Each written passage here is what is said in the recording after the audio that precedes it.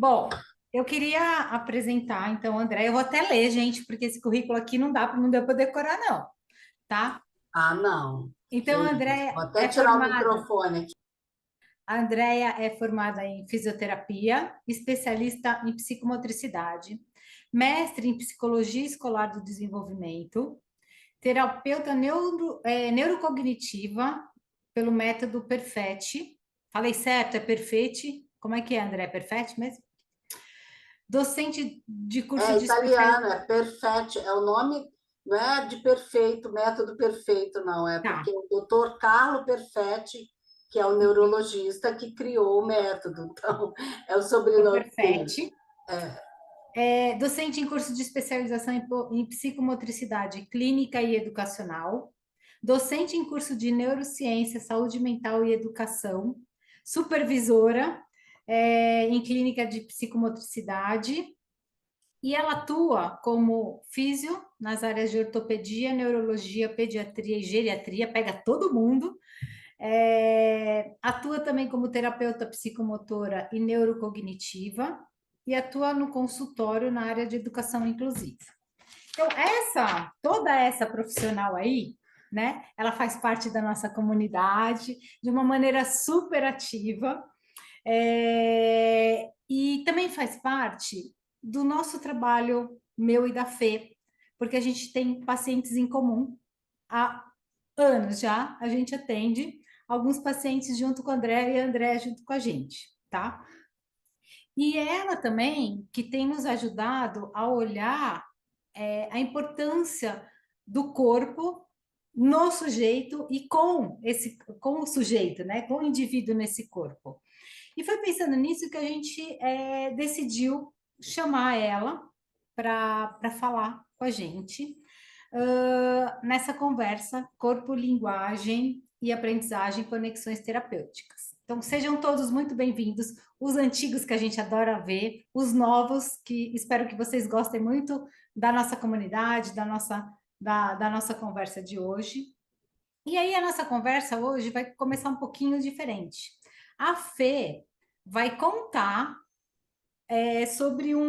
brevemente sobre por que ela encaminhou um paciente dela com dificuldade de linguagem, claro, né, para a Andrea. E aí a conversa vai começar. Abra os microfones e comecem a conversar. E aí a Andrea também, fazendo um caminho também mais para frente, um caminho contrário, ela também vai contar para vocês, para a gente, por que que ela fez agora há pouquíssimo tempo o encaminhamento para mim de um menininho que já chegou para ela com dificuldade de se alfabetizar e por que que ela encaminhou ele um tempo depois. E aí a gente vai falando sobre essas conexões, essa conversa entre os profissionais. Então, todos bem-vindos. Fê, é com você. Boa noite, pessoal. Então, vamos lá. O nosso primeiro paciente em comum não foi esse que a gente elegeu para ilustrar a conversa de hoje, mas eu vou mencionar que foi um paciente com uma questão de linguagem super importante e questões de corpo também muito importantes. Ele tinha uma equipe grande até, que atendia, tínhamos outras profissionais, mas foi esse paciente que então nos colocou juntas pela primeira vez, e aí eu comecei a aprender um pouco sobre essa questão toda do corpo. E aí, alguns anos depois, eu comecei a atender o Murilo. A gente vai falar o nome porque Murilo tem muitos, vocês não vão saber quem é, mas a gente sabe. E o Murilo chegou para mim com uma alteração de processamento auditivo e questões de leitura e escrita. Então, aí é o primeiro ponto que eu queria trazer para vocês, que é a alteração de leitura e escrita, tudo bem. Eu aposto que vocês já vão pensar, ai, vai ver que ele tinha uma letra péssima. Ele tinha muito mais do que uma letra péssima. Péssima, né, Andréia? Uma letra que tinha questões, mas já vi muito melhores. Mas o Murilo tinha um déficit de integração auditiva. Então, quem já passou aí por outras conversas, aulas e supervisões, vai lembrar que um déficit de integração auditiva é um déficit que junta a informação auditiva, né, sonora, e de outras modalidades. Então, pode ser visual, pode ser motora. E qual era a característica dele? Era um menino muito agitado motoramente, super esperto, muito engraçado, sagaz, mas que não parava na cadeira. Ele veio de um atendimento anterior. Eu estava até olhando as coisas antes da nossa conversa, e nesse atendimento já vinha escrito agitação motora. Na avaliação do processamento estava escrito agitação motora. Então, tinham algumas questões, mas não era a letra, não foi isso. Foi, eu acho que muito da experiência anterior que a gente teve juntas que foi me mostrando, opa, peraí.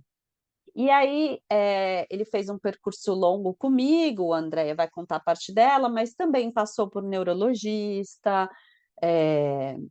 a gente acompanhava na escola, então foi um caso bem redondinho, né, Andréia? E que, à medida que evoluía lá, evoluía comigo. Então, cada vez mais eu aposto nessa parceria, porque eu vou vendo melhorar o corpo todo. E aí essa criança fica podendo trabalhar a parte auditiva, leitura, escrita e tudo mais. Aí, vamos lá, André, quer contar dele? Que teve alta já, né? Ah, ele teve alta recentemente, até publiquei lá nossa alta, autorizada pela mãe, tudo, porque, né, um parto para terapeuta, um parto para todos, e essa família é uma família sensacional, né? A gente tem que também pensar nisso, porque faz toda a diferença, né? A família está junto com a gente nesse processo, né? Mas foi o outro também, né? O nosso Temos mais início um Murilo, né? de parceria, e agora temos mais um, é verdade, não? Murilo que não falta na nossa vida em comum. Temos mais um, verdade. E tinha um outro que eu queria te encaminhar, acabou não dando certo, que eu queria fazer o caminho contrário, que ele foi fazer o trabalho que teve um transtorno também. Você vê como são quadros parecidos. Mesma coisa, só que ele veio para mim por causa da agitação motora, e ele depois foi fazer a avaliação, ele tem TEPAC também, esse outro menino, e eu tentei encaminhar para Fernando e não consegui, né? Mas seria mais um Murilo. Então, assim, Murilo, então vamos tratar juntas, né? Estou brincando. Mas, assim, só para quebrar o gelo. Mas ele veio, então ele é um menino que nunca tinha feito nenhum trabalho corporal, isso que me chamou a atenção. Quando ele era bem pequeno, ali no final da educação infantil, eles já notaram essa dificuldade gráfica, sempre vem por causa da letra, por causa da escrita, mas ele já tinha essa agitação e a escola recomendou uma série de atividades, né, de coordenação e pregador e não sei o quê. Não que a gente não faça isso na sessão psicomotora, né? Mas a atividade pela atividade não tem um efeito necessariamente numa criança que tem dificuldades. Esse tipo de atividade preventivamente vai super bem, né? Você estimular a criança na educação infantil a experimentar, né, com o corpo, mas a criança tem uma dificuldade, já vem com uma dificuldade corporal ali que vem sendo notada por ali já era, né, para já ter iniciado um trabalho específico de psicomotricidade, né? Então ele veio, quando a gente começou a fazer o trabalho em conjunto, ele foi tendo uma organização corporal e essa integração sensorial que a Fernanda está comentando, né, que o déficit de integração é auditivo, corporal, e aí corporal envolve tanto tátil quanto propriocepção e a percepção do movimento, que é a sinestesia. E quando isso foi possível trabalhar junto com o trabalho para o transtorno de processamento auditivo, os resultados se potencializaram, né? E foi isso que a gente pensou, né, quando a gente foi dar até um título aí para a nossa conversa, né? Que aqui a gente pode potencializar o trabalho uma da outra, né? Da mesma forma, vice-versa, né? Como a Valéria estava comentando, depois a gente fala desse outro caso mais especificamente. Mas, e aí ele veio evoluindo, não crescendo, foi conseguindo se organizar corporalmente, e ele tinha uma dificuldade de planejamento muito grande e uma desorientação temporal psicomotora, que é uma outra questão que a gente discutiu muito, né, Fernanda, que também aparece o déficit temporal no TPAC, no caso, no transtorno, e essa orientação temporal não é uma orientação, né, do tempo, do conceito de tempo, apenas da cadência, tem toda uma questão corporal que envolve justamente o planejamento da ação. Então, a orientação temporal para o corpo tem a ver com a sequência das coisas, com a direção e também com a duração, né? Que aí tem a ver também com a questão auditiva, o ritmo e a percepção das durações. E ele tinha uma questão muito interessante, né? Que ele invertia o agudo e o grave, né? Era muito, o conceito de agudo dele era o grave e o conceito de grave era o agudo. E a gente trabalhou isso também nas sessões psicomotoras, foi de uma forma muito interessante, porque quando eu trabalhava não o som em si, isso foi o trabalho da Fernanda, mas o uso do som agudo e grave no trabalho corporal, né? Para você ter em associação com tarefas corporais, e isso sendo construído junto com ele, que é aí que está a diferença de você dar uma atividade para a criança fazer, ou você construir junto, que esse é o papel da psicomotricidade, é você refazer um caminho que não foi feito naturalmente, né? Então, se a criança encontrou uma dificuldade no seu desenvolvimento e ele não fez o caminho que seria até neurologicamente esperado, dele sentir as coisas, sentir o mundo, explorar o espaço, se organizar para explorar esse espaço, formar os conceitos, e aí ele ter as representações mentais, as memórias, tanto motoras quanto memórias no sentido temporal, né, da sequência das coisas, esse caminho é que a gente refaz na nossa sessão psicomotora, que é diferente de apenas você treinar as atividades. Eu não fiz nunca com o Murilo treino de escrita. E a gente fez um trabalho em que a escrita estava inserida. A escrita estava inserida no placar do jogo, a escrita estava inserida para escrever as regras do jogo. Tem crianças, não vou dizer que não tenha nenhuma, eu tenho hoje crianças, uma inclusive em parceria com uma das meninas do grupo lá, não sei se ela está aqui, que eu também faço um treino, porque ele só escreve em escrita bastão e a gente está fazendo um treino para escrita cursiva, porque é uma tentativa que nós estamos fazendo dele aprender. Isso não foi feito lá atrás, e ele tem uma qualidade de escrita cursiva muito boa, então a gente está, mas a velocidade é baixa, então tudo isso a gente está vendo se é viável. Mas com esse paciente, com o Murilo, o trabalho foi muito mais anterior, né? Então, foi da organização corporal e essa desorientação espaço-temporal que ele tinha para que ele chegasse a ter fazer a pontuação na escrita, né? Para que ele conseguisse, porque não tinha pontuação nenhuma, né? Então, assim, agora, assim, foi muito gratificante, porque essa foi uma criança que, no final do trabalho agora, a gente finalizou, né? Temos a nossa alta, e no meu caso, ele escreveu toda uma história em cima de quadrinhos que ele fez, ele desenha muito bem.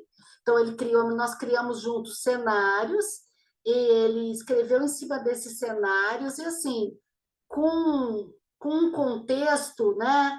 E ele tinha, inclusive, dificuldade de interpretação, né, Fernanda? De separar onde começa a Sim. história, o meio, o fim. Então, que também é uma questão da sequência, que também é temporal, quer dizer, ou seja, tudo Andréia, isso vou te interromper, só para a é muito gente. entusiasmo, né? Assim, porque Ai, é um caso mas é tão muito. bonito, mas É um caso bonito e eu é fico isso. pensando que as meninas, talvez a gente pudesse ter feito algumas fotos, né? Porque é impressionante ver Uhum. como a Andrea me mandava, a gente fica trocando as fotos, É, assim, como o texto uhum. era desorganizado no papel, eu não trabalhei nada disso, eu trabalhava processamento, a interpretação, a produção, né? Então, organizar as ideias, planejar e tal. E a Andrea está falando aqui que ela não ficou trabalhando texto, né? Fazendo esse trabalho parecido, mas se vocês pudessem ver uma produção no início e uma produção no fim, mesmo que vocês não leiam, visualmente, né, Andrea? A organização no papel era outra. Exato. E aí eu penso isso, eu, como fono, eu não tenho ideia do que precisa ser feito para que isso aconteça. Eu não tenho ideia. E eu nem quero ter, cada vez mais eu tenho certeza disso, porque eu sei que tem alguém que pode fazer isso por mim. É complexo? É, a Andrea falou, a gente tinha uma família muito parceira que topou encarar os dois atendimentos ao mesmo tempo, né? Que teve condições de fazer isso. A gente sabe que isso é uma exceção. Mas o que eu tenho aprendido, e aí eu queria que você me corrigisse para ver se eu aprendi mesmo, André, é assim, tudo o que a gente das outras áreas quer trabalhar na linguagem e na aprendizagem, o que aparece lá na nossa clínica não apareceu antes no corpo. E aí a gente não consegue hoje fazer um paliativo. É isso que eu tenho visto com todos os pacientes. Então, eu estava fazendo, já comentei com muitas de vocês, eu estava fazendo um curso de TDL o ano passado, transtorno do desenvolvimento da linguagem. E a minha professora passou, sei lá, um terço do curso falando do começo da vida e da importância de todo o desenvolvimento psicomotor para a criança explorar o mundo. Então, como ela é? Se ela é uma criança como esse nosso Murilo, muito ativa motoramente, ela tem um tipo de exploração dos objetos e do mundo que forma um determinado tipo de vocabulário. Se ele fosse o contrário, uma criança muito passiva, que não explora, que só recebe, ele tem outro tipo de vocabulário não só em quantidade de palavras, mas em profundidade de relações que eu estabeleço entre as coisas, né, de repertório. Então, cada vez, eu confesso também que vai ficando um pouco mais desesperador, né, porque eu vou ver, só eu não dou conta. Muito é importante que outra pessoa possa olhar essa criança e trabalhar. Mas o que está aparecendo agora lá para mim foi lá atrás que ficou. E aí, a Andrea vai me mostrando isso, que tem um caminho a ser refeito. Não tô maluca, né, Andrea? Aprendi direitinho? Não é exatamente, não, tá ótimo, pode continuar. Tipo assim, porque é exatamente isso que é importante que todas nós, terapeutas, tenhamos em mente, né? Que a criança com dificuldade, com algum perfil específico, ou hiperativo, ou hipoativo, ou hipertônico, ou hipotônico, que isso a gente vai avaliar na psicomotricidade, essa criança ela vai fazendo um determinado caminho e muitas vezes ficam déficits ou pela não exploração, ou pela exploração desordenada, ou por não conseguir formar percepções, né? Porque isso eu me lembro bem quando eu fui numa exposição ali na casa, na Japan House, uma exposição sobre questões sensoriais, e aí eu falei, nossa, isso aqui é perfeito, porque quando você sente, a sensação é passiva. Você toca alguma coisa, você vê, você... Isso é passivo, foi o mundo, você entrou em contato com o mundo. Quando entra e você forma um conceito sobre isso se torna ativo. Aí você formou a sua percepção. Essas crianças que têm essa exploração desordenada, ou que têm uma exploração ineficiente, ou que não exploram, ou são tensas demais, ou são moles demais, elas podem ter dificuldade de formar percepções, e não é só a percepção auditiva, é a percepção corporal. E isso vai junto, a coisa vai andando junto.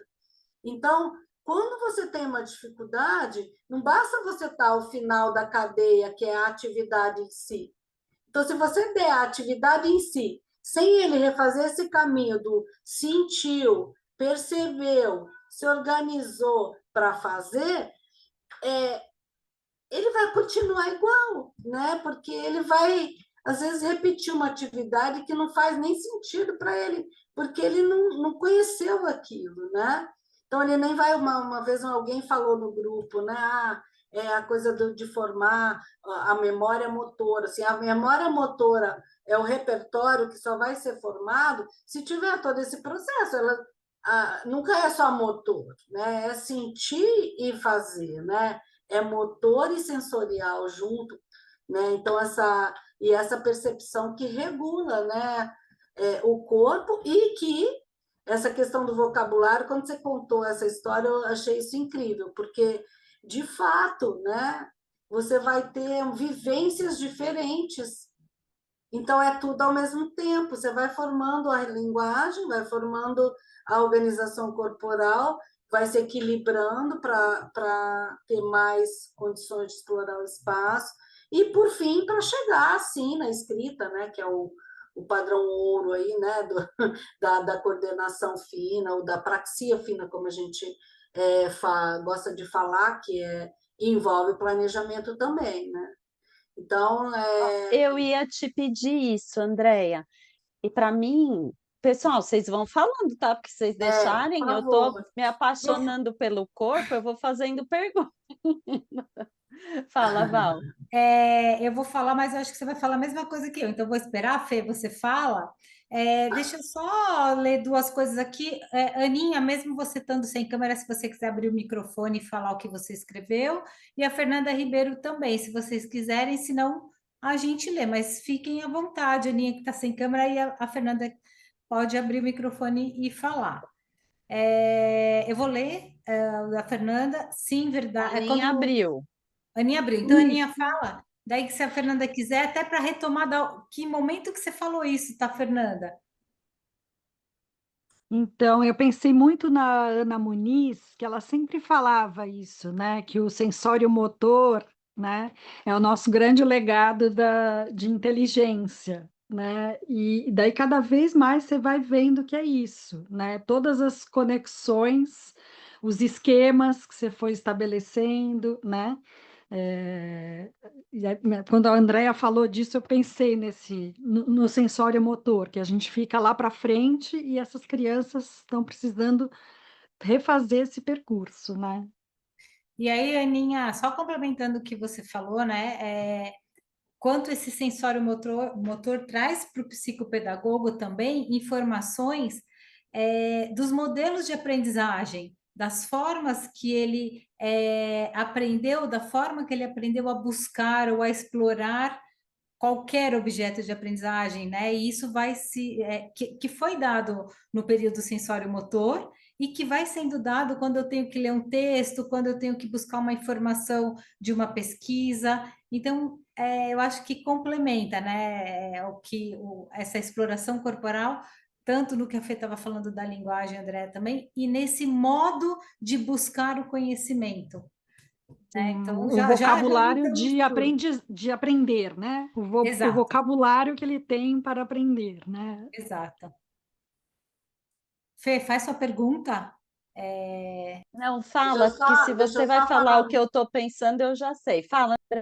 Não, é só completando aqui o que a Aninha falou, essa questão, não é à toa que a gente chama primeiro de inteligência prática, né? Então, primeiro é experimentar para pensar, né? Depois é que é pensar sem experimentar. E essa experiência é com o quê? Com o corpo. É através do corpo que a gente experimenta, né? Então, assim, isso vem se construindo junto, né? Quando eu dou aula lá para os alunos, eu coloco lá, ó, tá fazendo aqui o desenvolvimento da parte de preensão, o equilíbrio e a locomoção e a inteligência. Então, assim, ele vai ao mesmo tempo fazendo as conexões através da experiência, para só lá na frente ele conseguir já ter essas representações mentais e aí sim conseguir pensar sem ter que fazer novamente, né?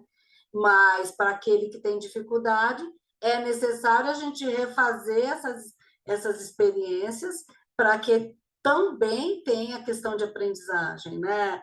Tem tudo envolvido, né? Para lá na frente já tem trabalhos aí falando que se você tiver uma dificuldade nesse sentido corporal, ela vai afetar a aprendizagem formal mesmo, né? De escrita, leitura, cálculo. Então, não tem como você desvincular as duas coisas, né? As três coisas, né? Linguagem, corpo e aprendizagem. Enfim. Mas pode falar, Fê, pode falar. Fê, fala, porque eu me perdi eu perdi o que eu ia falar, tá? Então você tem que falar Ó, por mim. então agora eu já vou falar duas coisas. Vocês ficam. Gente, eu sou fono. Vocês vão falar da palavra para fono. Ó, duas coisas. A primeira, que eu acho que talvez fosse o seu ponto, Val, é que a gente nem vai entrar, mas junto com linguagem, corpo, aprendizagem, a gente ainda vai pensar na constituição do próprio eu, né? Porque antes dessa psique tinha um corpo. E aí as minhas colegas psicopedagogas, psicólogas, ficam ainda mais animadas, porque é um corpo primeiro, ponto. Não tem discussão, né? Então, esse eu acho que era um ponto, não sei se eu adivinhei, Val, mas a gente tem falado sobre isso, eu e a Val, nas nossas conversas. Outro dia a gente ficou Mas o que eu uma ia hora falando falar, sobre isso, né? a gente ficou, a gente ficou, porque é muito legal, né? Eu acho que isso é uma coisa legal, como a gente também aprende, né? Depois de 30 anos de profissão, a gente está aprendendo como as outras áreas podem nos ensinar, né? E como, graças a Deus, como isso é bom, e como com o tempo a gente aprende coisas e isso só beneficia nossos pacientes também. Então, isso é maravilhoso. Outra coisa que eu ia falar, Andréia, que para mim é mais difícil de entender, mas que você Mas fala. espera, antes disso, só Ah, pegando o gancho do eu aí, foi muito bom você ter tocado nessa questão, porque essa é a grande diferença da gente trabalhar construindo junto com o paciente, corporalmente junto, porque é um sujeito que está ali, é o eu dele no corpo dele. A gente, na psicomotricidade, a gente fala em esquema e imagem corporal. Esquema é justamente essa organização corporal para fazer a coordenação, para organizar a ação. A imagem é como o sujeito é a parte subjetiva mesmo, é o psiquismo dele, como ele sente o corpo dele. Então, não tem como você impor atividades para alguém que ele tem que estar ali, é ele que vai estar ali fazendo junto, né? Então, isso é só pegando esse gancho de você ter colocado, eu achei muito, muito bom vocês terem. Pode me convidar para essas conversas aí sobre o eu aí que eu quero. aí eu estou ficando orgulhosa de mim que eu estou boa aluna. Porque para mim, eu não sei para vocês, vocês digam, meninas, mas para mim é muito desafiador sair do meu próprio mundinho. Se vocês quiserem falar de linguagem, posso ficar aqui e falar um monte de coisas que eu sei e que eu entendo, mas o corpo e a importância do corpo, eu estou começando a entender, né? Assim, eu estou começando a valorizar cada vez mais, então eu tô muito empolgada, estou feliz. E deixa eu fazer um parênteses. Eu adorei que a gente tem uma Nutri no grupo. Você viu, Val? Que é a minha xará, Fernanda. Fernanda, prazer ter você aqui. E a Fernanda fez duas colocações, uma que a Val falou lá no começo, né, da importância dos estímulos nos primeiros anos de vida. E aí, quando ela fala que é Nutri, isso para mim também já faz mais sentido. E aí ela colocou aqui que ela é nutri-infantil e fala da importância do explorar na primeira infância e o quanto pode repercutir lá na frente. Fernanda, se você quiser abrir o microfone e contar sobre isso na nutrição, vai ser super bacana, se você puder. Se você não puder, não tem problema nenhum. Porque é muito, sai um pouco desse nosso linguagem e aprendizagem, né? Mas que tem super a ver a alimentação. E ela também está há 20 anos aprendendo. Estamos juntas. Enquanto a Fernanda, se você quiser, abre o microfone e fala, enquanto isso eu vou falando. Eu sei que a gente não falou isso, André, mas eu não estou me aguentando. É, eu queria, assim, foi até uma questão minha e da Fê que a gente conversou, o quanto também a gente, fono, psicopedagogo e talvez até o professor, não sabe o que olhar exatamente para indicar os pais para psicomotricidade. A gente não sabe explicar, por exemplo, eu sei explicar se eu indicar alguém para uma avaliação de PAC, alguém para fono, alguém para psicóloga, eu sei, mas a psicomotricidade, o que que eu olho primeiro? Então, minha pergunta é: o que que a gente olha que não só a letrinha, né? E não só o não ficar parado, e eu também, como é que a gente pode ajudar os pais a entenderem essa importância? Porque eu acho que se a gente entende essa importância, a gente consegue que os pais, porque eu faço várias indicações para psicomotricidade e a maioria não chega, a maioria não vai deixando, vai deixando. Então eu sei que a gente não falou disso, mas não sei, se o pessoal topar e a André quiser falar um pouquinho disso, de como a gente pode olhar e como a gente pode ajudar os pais a chegarem, né, na psicomotricidade, eu acho que seria legal. Mas se você tem outras coisas, vai falando de outras coisas também, André. E se vocês têm outras perguntas também. A Jéssica quer falar? Eu Jéssica, posso isso, eu posso complementar só esse seu pedido, porque essa questão corporal, assim, de explicar para as famílias a importância, porque uma vez quando eu fui fazer o encaminhamento, aí a mãe até falou, mas ele já faz vários esportes durante a semana, então ele já exercita o corpo. Então, entender que a psicomotricidade não é um esporte, né, que é um pouco mais além, mais profundo. Então, é complexo, né? Porque eu me vejo também nessa situação aqui. Agora, recentemente, uma paciente que eu já tinha encaminhado para você, Val, para psicopedagogia, porque é uma menina com deficiência intelectual que fez o diagnóstico recente. E agora ela está com dificuldade de claro, né, de aprendizagem, e justo agora, a gente poderia agora fazer um trabalho em conjunto, eu e a psicopedagoga, aí a mãe falou assim, então a gente vai tirar os trabalhos que são motores e vamos deixar agora os trabalhos mais relacionados à aprendizagem, porque para focar nisso e tal, e assim, eu que estou, é uma família difícil, eu já sabia, né, nesse sentido, mas mesmo eu que estou fazendo um trabalho que a menina adora e a avó chega e fala, nossa, ela não te abraça, ela te abraça como ela não abraça nenhuma das terapeutas que ela tem desde pequena. Então, assim, tipo, o engajamento que a gente consegue na psicomotricidade, mesmo assim, existe uma dificuldade, né, de você encaminhar e mostrar que aquilo é importante. Tem questões financeiras, tem tudo isso, até numa conversa lá no grupo, recentemente, né, eu até falei um pouco, né? E a pessoa falou, me dão dicas, né, para a criança que está com dificuldade de escrita. Uma falou, põe adaptador, outra falou não sei o quê, para, tipo, vamos dizer assim, não dá para encaminhar para mais um terapeuta, mas é por isso que nós estamos aqui falando de conexões terapêuticas, né? Então, eu acho o seguinte, a criança chegou, você já nota que ela tem uma desorganização corporal? Você já nota que ela não para sentada, ou que ela chega, derruba as coisas na sala, ou o contrário, que ela está na sala, você tem que, vamos, fulano, vamos lá, vamos fazer. Só isso, esses aspectos, sabe, da atividade, dela estar ou não engajada, né, corporalmente na atividade, ou o contrário, ela não ter uma organização e ter uma agitação constante, esses são os primeiros aspectos que um terapeuta não psicomotor, né, deveria observar e já pensar em ter uma parceria com um colega na psicomotricidade, porque já são indícios de que ela tem uma dificuldade de organizar o corpo e de ter e de sentir o corpo, né? Pegando essa coisa que eu falei de perceber e de sentir.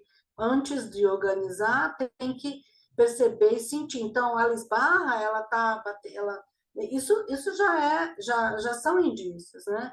E quando ela está fazendo ali o trabalho com vocês na mesa, por exemplo, e tem uma maneira de pegar o lápis, os objetos, deixa cair, e ela tem, ou, né, faz força demais, ou é tensa na hora de fazer, né? Você percebe que, ou tem uma postura inadequada. Tudo isso são indícios de que ela precisa de um trabalho de integração, né, das questões corporais. Não é um trabalho só motor, né? Não é um trabalho que vai nem eu falo muito para os meus alunos, né? Não é que é ruim o trabalho de condicionamento, o trabalho motor, fazer um trabalho, sabe? Nossa, sou super a favor, até de esporte também. Mas a gente está falando de uma outra questão. Então, a ideia é esclarecer para os pais, olha, até falar, olha, quando a criança, até explicar um pouco, né? Quando a criança é pequena, ela vai aos poucos, né? Fazendo isso no desenvolvimento dela, mas quando tem, hoje em dia, muito menos possibilidades de fazer essas brincadeiras corporais, a gente precisa fazer isso terapeuticamente. E não é só você fazer num esporte fisicamente, isso é fisicamente. Não que não seja fundamental, como a nossa colega Nutri falou, comentou, o crescimento, né? Até uma vez fiz uma palestra numa escola sobre a importância de você ter os nutrientes adequados do lanche. Nem sou nutricionista, eu fui falar porque eu sou da área do desenvolvimento. Para o desenvolvimento, para o cérebro participar corretamente do desenvolvimento. Então, se você não tiver determinados nutrientes naqueles momentos certos, na hora do desenvolvimento, o cérebro não vai ter conexões direito para fazer. E isso vai afetar tudo lá na frente, né? Então, podia pensar numa conversa com um especialista aí, né? Já mais para frente. É verdade. Então, eu acho que é isso. Então, assim, não tem a palavra mágica, né? Mas ir mostrando para os pais que até falar, né? Olha, é importante sim o trabalho de esporte, é importante sim, mas o que nós estamos falando aqui é que ele precisa ter uma consciência do corpo dele para fazer tudo isso, até para fazer o esporte melhor, né? Até tem alunos meus aqui que são da área de educação física, né? O Maicon estava aí, eles vão dizer como que é diferente você ter esse olhar psicomotor até na educação física, né? Então, assim, e quando você fala, sei lá, o pessoal fala muito em circuito, né? Circuito psicomotor. Então, um circuito, ele a princípio, né? Subir, descer, passar por baixo, passar por cima, a princípio ele é motor, né? Ele só se torna psicomotor se a criança estiver construindo junto com você o circuito, se ela estiver fazendo um cenário, sabe? Ela vai fazer, somos os super-heróis, vamos salvar o mundo. Então, aqui nós vamos passar por um cenário que tem que andar de uma forma X, depois vamos passar por... Se ele tiver engajado, se aquilo tiver um significado para ele, aí sim é psicomotor. Se só subir, só descer, isso é motor. Ele pode fazer isso sem ter consciência nenhuma. E depois, quando ele for fazer de novo, o Michael apareceu, né, Michael? Quando for fazer de novo, não sabe, porque se não for conseguir, não for mediado por outra pessoa, ele não criou esse repertório, né? Então, eu sei que não é muito fácil, né, da gente... Dei o meu próprio exemplo, que não consegui, né, que uma família prosseguisse, olha que eu tenho certa experiência, mas eu acho que é por aí, né, eu acho que você mostrar, né, mostrar de alguma forma, você percebeu que ele é agitado, né, você percebeu que ele não para sentado, então isso ele tem que conseguir com a consciência corporal. E aí realmente tem que ser um profissional especializado. Não dá para você conseguir isso só colocando no futebol. Aliás, às vezes é o contrário. Se você coloca uma criança, né, é extremamente frustrante, porque dentro de um grupo ela não vai saber se organizar, e aí ele vai ter muita dificuldade e vai se sentir o péssimo, né? Então, assim, enquanto que se você tiver a oportunidade de trabalhar com ele terapeuticamente, psicomotoramente, aí depois sim, ele pode ir para uma atividade esportiva ou que ele gostar, que ele vai se conseguir, né, se relacionar com os outros num dado espaço, realizando ações extremamente complexas para quem tem dificuldade, né? Eu acho Vou que é isso. Não sei se eu aproveitar. respondi. Eu acho que sim. E eu vou aproveitar duas coisas. Eu vou fazer uma pergunta que a Jane colocou aqui, que eu acho que vai na mesma direção, mas eu acho que pensando nisso, né, de como a gente falar com as famílias e tal, eu tenho, quando eu quero falar sobre isso, eu também tenho perguntado um pouco de como são as coisas em casa, e a hora de comer, eu acho que é uma hora complexa. Então, eu até comentei com a Val esses dias. Eu tô com um paciente que é um caso que eu acho que é gravíssimo, faz quase 2 anos que eu estou pedindo para ir, enfim, mas agora acho que vai, porque ele não está escrevendo cursiva, né? Então agora acho que vai. A escola pediu, então vai. Mas, gente, ele come às vezes no consultório, e aí ele tem umas bolachinhas que faz um monte de farelo. Ele apoia o braço no farelo da bolacha e ele não percebe que ele está imundo, totalmente cheio de farelo. A Val ainda falou para mim, não é na boca, né? Eu falei, não, é no braço, no corpo. Não é só a boca, ele derruba a bolacha. Então ele vai morder a bolacha, cai a bolacha da mão, cai na mesa. Aí eu comecei a perguntar. Então fui descobrindo assim, crianças que só conseguem comer de colher. Tem algumas outras coisas que talvez possam nos ajudar nesse encaminhamento. Essa de comer de colher, recentemente a mãe falou para mim, eu falei, opa, essa colher aí eu vou pegar, porque é um incômodo para o pai. O filho já está no 4º ano e está comendo de colher. Eu falei, guardei a colherzinha na manga, que essa colher vai me ajudar. Então, tem algumas coisas além disso da escrita. Michael, eu vi você com a mão levantada e a Jane perguntou, que eu acho que pode ajudar a gente, se quando a criança não engatinha, ela pode ter um problema motor, ou se isso é um mito. Eu acho que isso talvez seja uma outra informação que a gente pode usar. Michael, vai lá, abre o microfone, depois a Andréia comenta tudo. Boa noite, tudo bem? Prazer ouvir a professora Andréia, meu amor, te amo. Faltou depois ter que fazer a foto, hein? Ó. São histórias da clínica, né, Pro? Bom, em cima de tudo isso, né, eu sou professor psicomotricista, né? Eu já há mais de 12 anos dou aula para educação infantil. E a grande dificuldade, né, do comer, de tudo, né? Com certeza são os estímulos. A escola que eu dou aula na educação infantil, então a partir de 3 anos, isso já é da escola, né? As crianças já comem no prato de vidro, com garfo e faca. Então eles já são estimulados nessa faixa etária.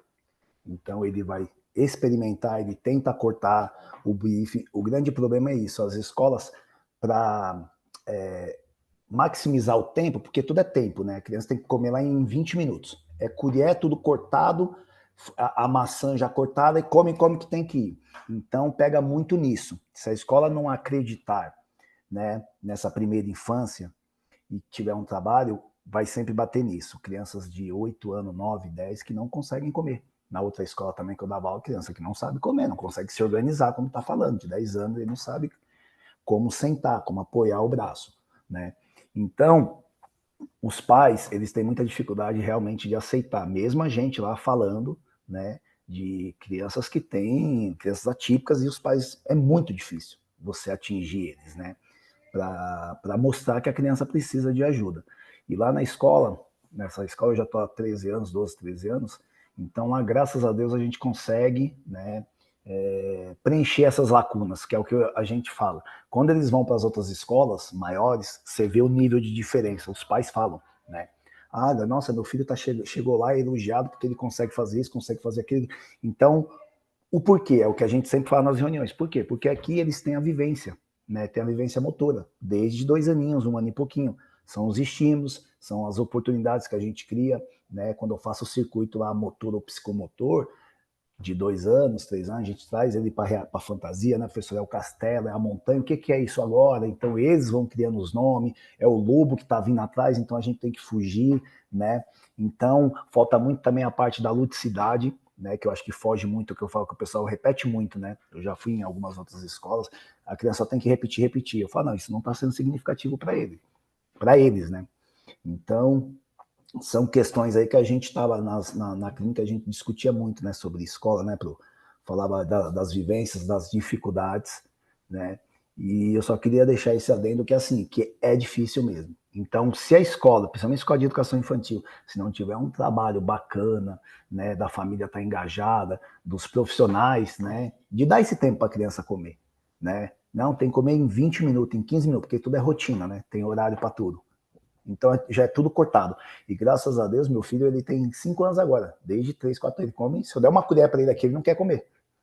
Se eu dou uma colher para ele, ele fala, não, pai, eu não como de colher. É faca e garfo, né? Oi pro Vânia, minha linda. A Vânia tá na caverna. E é só essa contribuição e tá muito bom o papo, tá? Obrigado.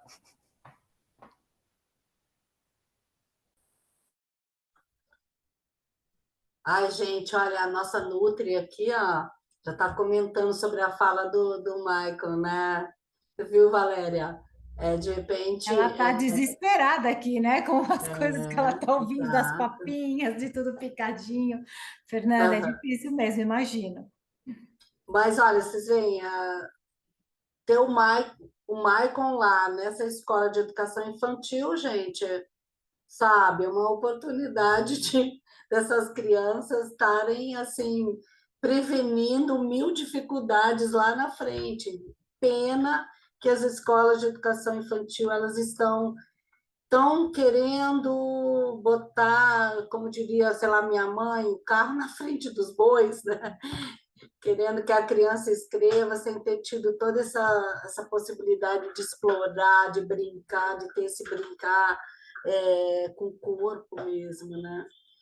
E eu acho assim que esse exemplo que a Fê deu é exatamente assim que eu acho que é possível convencer os pais, sabe? Você colocar, olha, observa em casa, eu observo aqui no meu consultório que ele derrama as coisas e ele não sente, nem sente que derramou. Então, esse trabalho tem que ser feito de uma forma integrada, sabe? Eu acho que é assim mesmo, dando exemplos da vida da criança, Fê, que você é profissional hoje em dia, mais ligada ainda ao corpo, tá mais atenta, é assim que a gente consegue engajar os pais para eles irem para uma terapia especializada, né? Com um profissional que vai ajudar de fato, né? Não querer, né, assim, tampar o sol com a peneira, então vamos botar no futebol que vai resolver. Essa questão do engatinhar é uma coisa super discutida, né? Então, até o Piaget falava sobre isso. Então, assim, a criança tem, ao menos, que passar um dia pelo engatinhar, porque é uma experiência. Eu estou falando um dia, assim, de uma forma um pouco brincadinha, né? Mas, assim, o engatinhar, ele prepara para o andar no sentido de fazer com que a criança consiga dissociar a parte de cima da parte de baixo, que é o jeito que a gente anda também, né? Além de proporcionar essa exploração do espaço. Então, ele pode chegar engatinhando em lugares que ele não chegaria se ele estivesse só andando. Então, ele vai ver os cantos todos da sala, essa exploração do espaço. Então, assim, é uma atividade que deve ser incentivada. E mesmo que a criança não ela seja rápida, tem crianças, por exemplo, que são hipotônicas, que são mais com tônus mais baixos, mais molinhas, né? Que elas arrastam mais do que engatinham, né? Mas aí você não trabalha esse quadril no ar, que é o primeiro controle, né? Então, assim, não é à toa que tem o engatinhar no desenvolvimento. É um progresso que vem vindo, que inclusive para a nossa coluna. Então, a coluna lombar ali que se começa a se desenvolver mais quando você começa a colocar o quadril, depois em pé e depois correndo, né, de preferência. Mas, assim, é uma situação que a gente, inclusive, trabalha com os maiores, sabe? A gente faz isso na sessão de psicomotricidade, de rolar, de engatinhar, de fazer novamente exploração do espaço com o corpo de jeito que não é só andando, né? Como ele talvez tenha feito ou não feito, quando tem crianças às vezes que não sabe rolar, gente. Fica dura, não sabe dissociar o corpo assim para um lado para o outro, não consegue sair do lugar, né? Então, todo esse trabalho de perceber o corpo em diversas formas de deslocamento é fundamental e ele interfere, sim, na organização mais para frente, quando a criança já está andando, saltando, pulando, porque são fases preparatórias para você chegar lá, né? Então, é isso. Não sei se eu respondi, Jane, mas A Cláudia vai perguntar, o Michael também quer comentar. Eu não sei se é verdade, mas eu já ouvi de uma pessoa que na pedagogia Waldorf, quando eles estão prestes a começar a aprender a escrita formalmente, os professores retomam esse movimento de engatinhar, muito também pensando na cópia da lousa, né? E porque você engatinha sem olhar o que para a própria mão, você engatinha olhando para frente, vai e volta. E eu achei interessante, me fez pensar. Agora você está falando, eu estou já fazendo os links. Claro, abre seu microfone e pergunta, que eu vi que você já está com a pergunta na ponta da língua. Não, é que a Andrea falou de um percurso, né, para desenvolver consciência corporal, para desenvolver todas essas habilidades. Então, assim, as crianças que normalmente não passam, não têm essa condição, enfim, não sei, de passar por esses percursos do se arrastar, do rolar, do experimentar, do pegar comida com a mão, sentir com a mão, depois, enfim, põe na boca e pega a colher. Não passou por. Ela vai ficar com falhas, ela vai ficar com lacunas. Então, aí está a nossa oferta de trabalho para psicomotricista, né? Porque assim, tudo vai virar uma bola de neve, porque se ela não experimentou o corpo, se ela não desenvolveu consciência corporal, ela não vai sentir o lápis, ela não vai sentir a letra, ela não, enfim, vai tudo virar, né, uma questão que ela não vai conseguir dar conta. É isso? Perfeito, não tenho nada a acrescentar. É exatamente isso, né? Então a gente tem que pensar. Eu tenho um paciente em comum com a Valéria, que na amnésia, o primeiro dia que eu fui entrevistar a mãe, ela falou assim: ah, ele sempre foi um bebê dançante. Ou seja, ele já era assim desde pequeno, então ele já era desorganizado desde pequeno, assim, e veio para o atendimento psicomotor com o nosso H, acho que tinha 10, né? Encaminhado pela Valéria, né? Eu acho que 10, 11 anos. Sabe? Tá, saiu super bem também. Fizemos um bom trabalho juntas, né, Valéria?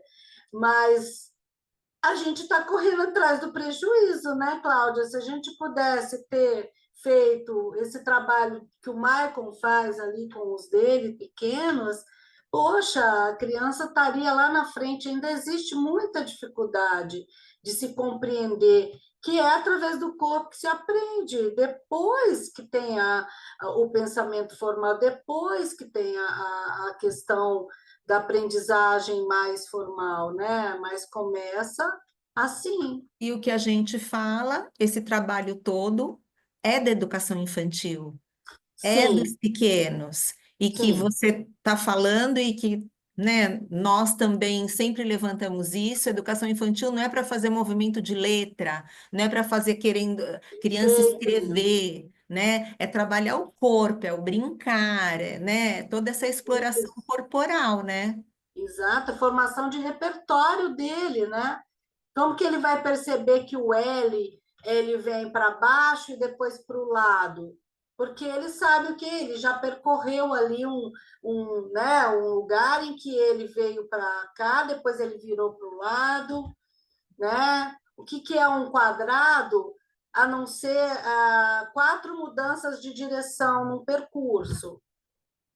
Então, as figuras geométricas são representações do espaço que você percorreu com o seu corpo. Quando você faz um mapa, você faz a representação do espaço que você está percorrendo com o corpo, né? Então, assim, é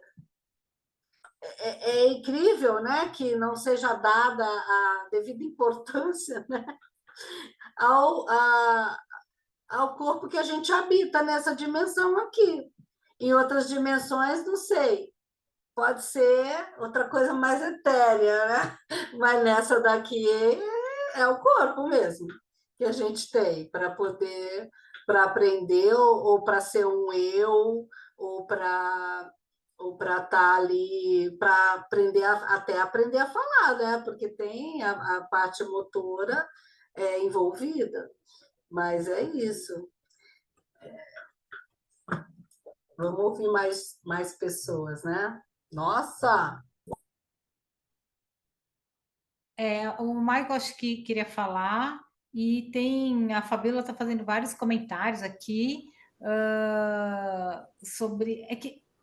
sobre algumas coisas que você foi falando, então, nossa, eu já me perdi aqui, Fê, também. E eu acho que a Fabíola, se ela quiser abrir, e a Jane também falou uma outra coisa, de um bebê que só engatinhava de ré. Mas eu acho que assim, vamos escutar o Michael, e aí eu vou ser a chata do horário, como sempre, mas a gente não gosta de ficar muito mais tempo, até porque todo mundo aproveita o que a gente falou naquele tempinho que a gente estabeleceu, mas Michael fala, e se alguém quiser abrir um pouquinho o microfone e falar mais alguma coisa, ainda tem um pouquinho de tempo. Tá, só querendo reforçar, né, em relação ao engatinhar dos bebês, né? O que a gente notou na escola, e isso é nítido, quando você vê essa criança, esse bebê, né, que ele se arrasta, né, com o bumbum, é criança que fica muito no cadeirão. Então, na casa dele, ele fica no cadeirão. Ele fica no cadeirão e fica com as pernas assim. Então, ele automatizou o movimento. E para a gente desconstruir isso, dá trabalho, não é fácil. Porque quando você pega o bebê e vai fazer um estímulo para que ele fique com a barriguinha para baixo, ele entra num desespero que é assim, eu já vivenciei várias vezes, né? Então eu sempre tento ir com calma, mas eles ficam tão rígido, tão travado, que para aquilo parece que é uma tortura para o bebê. Então a gente sempre, né, conforme vai conhecendo a família, tudo, aí às vezes numa conversa informal com a babá e tal, e aí você começa a perguntar, é cadeirão, é cadeirão. Então você percebe até o movimento, né? Então realmente isso acaba o quê? Atrasando tudo, né? E a dificuldade depois para a criança buscar isso, retomar essa posição, que é que ele não queira engatear, seria um movimento natural, né? Da criança ir buscar um objeto, né? Mas é isso, muitas famílias também não deixam a criança experimentar, não fica no chão, né? Não fica no chão. Uma coisa que eu ficou muito triste foi na época da pandemia, rapidinho, quando a gente dava aquelas loucuras daquelas aulas online, e aí dava aula para 400 alunos. Aí eu só fiz a pergunta, né? Não tinha material. Gente, quem tem bola? A maioria todo mundo em apartamento. 98% não tinha bola em casa. Aí eu falei, não, uma bola. Não precisa ser. Não estou falando de esporte, falei bola. Né? Pode ser bola até aquela que vem no algodão doce. 98% não tem bola. Aí a primeira pergunta, aí eu falei, mas por que vocês não têm bola? A resposta sempre foi, e assim, detalhe, falei, mas não tem quadra? Nada. Vocês moram em prédio, não tem quadra? Tem. Tá. E vocês não têm bola em casa? Não. Por quê? Porque minha mãe não deixa, senão quebra as coisas. Então, cada vez mais eles ficam o quê? Limitados a experimentar. Lógico, não vai deixar jogar a bola dentro de casa. E aí vem o terceiro adendo. Tá, mas vocês não descem para a quadra? Não, não desce porque meu pai trabalha muito. Não, não desce porque meu pai não gosta. Não, não vai porque minha mãe não deixa. Então, cada vez mais as crianças... Isso eu estou falando na época da pandemia, hein? E isso perdura até hoje, né? Porque a gente tem contato, pergunta para as crianças, e é isso. Então, cada vez mais tá isso. E quando você vai para os bebês, é isso. Eu tô com lá que eu tô fazendo um trabalho lá, já tô usando a bola de medicine, a bola de pilates para tentar, né, ver se ele consegue ficar no movimento da barriguinha para baixo, mas tá difícil, mas tá indo. Mas um grande lance é isso, eu tenho quase, assim, tenho certeza não, nessa nossa vivência é isso, é cadeirão. Tá bom? É só isso que eu queria falar. Obrigado. Obrigada, Michael. Fabiola, você quer falar então? Precisa abrir seu microfone. Oi, boa noite, tudo bem? Tá me ouvindo? Então, tá bom. Eu sou Fabiola, sou fisioterapeuta, né? E achei muito enriquecedor todos os pontos que foram discutidos. E uma questão que eu venho observando, eu acho que é muito essa questão que eu ouvi essa semana passada, eu ouvi 2 vezes. Ai, mas o meu filho é preguiçoso. E aí eu falei, gente, peraí. Eu até abri uma caixinha no meu Instagram, que não tem milhões de seguidores, mas só para ter uma ideia do que as pessoas achavam sobre isso. Porque aí eu virei para minha mãe falou: ah, mas tem criança preguiçosa sim. E aí, gente, a gente sabe que não existe criança preguiçosa, né? A gente sabe que existe criança com alguma falta de uma dificuldade ou com uma falta de estímulo. E aí, mas preguiçosa porque fica encostada na cadeira, segura a cabeça o tempo inteiro, fica o tempo todo se apoiando, aí apoia para comer, apoia para prestar atenção na aula, não fica sentado na cadeira, escorrega o bumbum, fica o tempo inteiro deitando na cadeira. Então, assim, todos esses pontos, assim, lá no início, quando vocês perguntaram como indicar, então vocês às vezes falam, nossa, mas eu sou fono, eu sou psicóloga e eu não tenho assim essa visão, mas quando para vocês às vezes é difícil trabalhar, porque a criança não fica na cadeira, ou a criança fica o tempo inteiro se apoiando, às vezes parece que vai até dormir na terapia, né? Que você não consegue desenvolver uma atividade de psicopedagogia ou de fono ou de psicologia.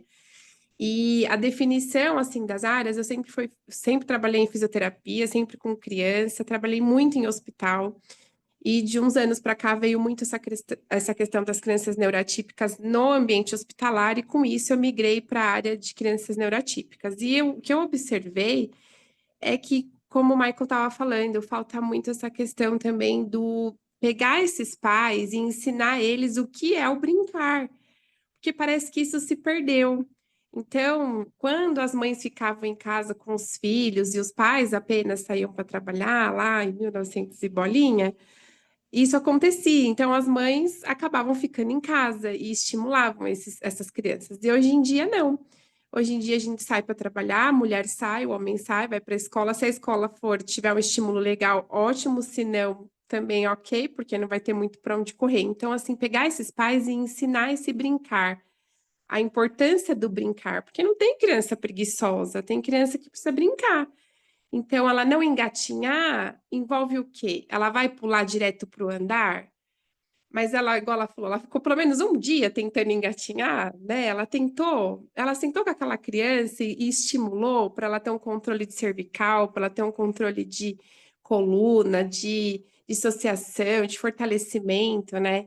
Então, eu acho que é trazer essa questão, a área da psicomotricidade veio para mim com essa questão realmente de integração do movimento e funcionalidade. Então, eu acho que a gente não consegue soltar as mãos, né? A gente só dá as mãos de verdade, porque juntas a gente vai, né? Todas essas nossas áreas a gente vai conseguindo caminhar junto e desenvolvendo melhor essa criança, né? Acho que é isso que eu queria colocar para vocês, assim. Obrigada, Fabiola. A Jéssica a Jéssica está batendo palminha. Andréa, você não quer fazer um fechamentozinho para a gente ir terminando nossa conversa? Como sempre, com gostinho de quero mais, vocês podem continuar conversando com a Andréa no privado, conversar no nosso grupo, tá bom? Conversar entre a gente no nosso grupo de WhatsApp, e aí a Andréa vai fazendo as considerações finais, Andréa.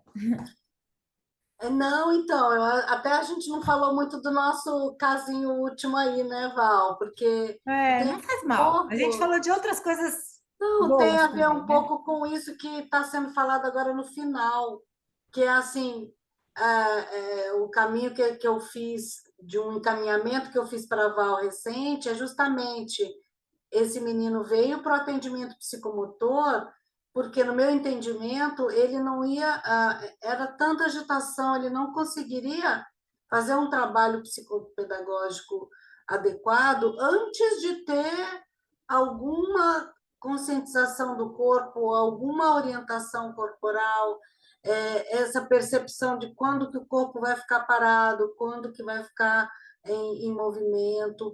Então, a coisa também, né, o caminho contrário é importante, inclusive, para a gente, e ele tem questões de alfabetização, de aprendizado, que eu não dou conta também sozinha.